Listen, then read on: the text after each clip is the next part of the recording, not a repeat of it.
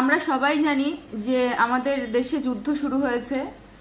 প্রথম কথা, যুদ্ধ কখনোই ভালো না, যুদ্ধ কখনোই শান্তি বয়ে আনে না, যুদ্ধ মানেই ধ্বংস। কিন্তু যখন একটা দেশকে বারবার করে আক্রমণ করা হয় তো সেই দেশ তো প্রত্যুত্তর দেবেই, এটা তো বাস্তব কথা।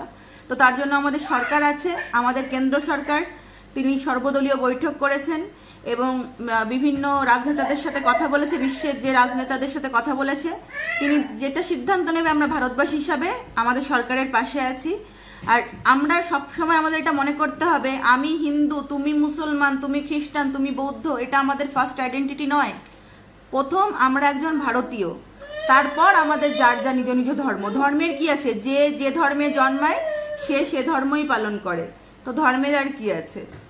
তো সবার আগে আমরা একজন ভারতীয়, তো আমরা ভারতীয়রা মিলেমিশে থাকতে জানি এবং ভবিষ্যতেও থাকবো। আর যেটা সব থেকে বড় কথা, এখন এই মুহূর্তে দাঁড়িয়ে কিছু কিছু পলিটিশিয়ান, আমি বিজেপি, তুমি তৃণমূল, তুমি কংগ্রেস, তুমি সিপিএম, এগুলো কেন কেন করছেন আপনারা? কিসের জন্য করছেন? এই পরিস্থিতিতে এগুলো করা সাজে?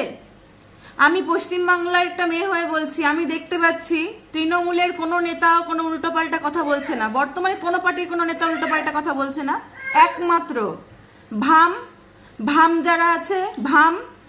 আর আমি আরেকটা কথা বলতে চাই, আমি বুদ্ধবাবুর মতাদর্শে চলা বামপন্থীরা নয়, জ্যোতি বসুর মতাদর্শে চলা বামপন্থীরা নয়, এরা হলো ভামপন্থী।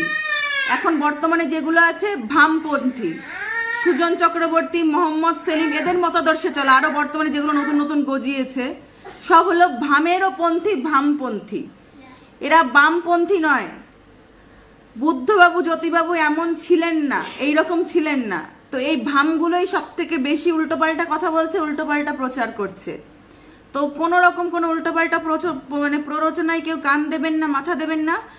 একটাই কথা মনে করবেন যে ফার্স্ট আপনি ভারতীয়, আপনি যখন কোনো দেশে যাবেন, বিদেশে কোনো অন্য দেশে যাবেন, আপনাকে কিন্তু ইমিগ্রেশনে দেখবে না আপনি হিন্দু, আপনি মুসলমান, আপনি খ্রিস্টান, আপনি কি ফার্স্ট দেখবে রিপাবলিক অফ ইন্ডিয়া, আপনি ইন্ডিয়ান। তো সেটা মনে করবেন। আমরা ভারতবর্ষে থাকা সমস্ত জাতির মানুষ, হিন্দু, মুসলমান, শিখ, খ্রিস্টান, বৌদ্ধ, জৈন, আমরা সবাই ফার্স্ট ভারতীয়, আমরা সবাই ভারতীয়। তারপর আমাদের যার যার ধর্ম আমরা পালন করি। আমরা মিলেমিশে থাকতে জানি এবং ভবিষ্যতেও থাকবো। জয় হিন্দ, জয় ভারত। সবাই দেশের পাশে থাকুন। দেশ সম্পর্কে উল্টোপাল্টা প্রচার শুনলে সেখানে প্রতিবাদ করুন, কারণ সৈন্যরা লড়ছে সরহদে, বর্ডারে। আমাদের উচিত দেশের মধ্যে কিছু কিছু কীটপতঙ্গকে ধূলিসাৎ করা। জয় হিন্দ, জয়।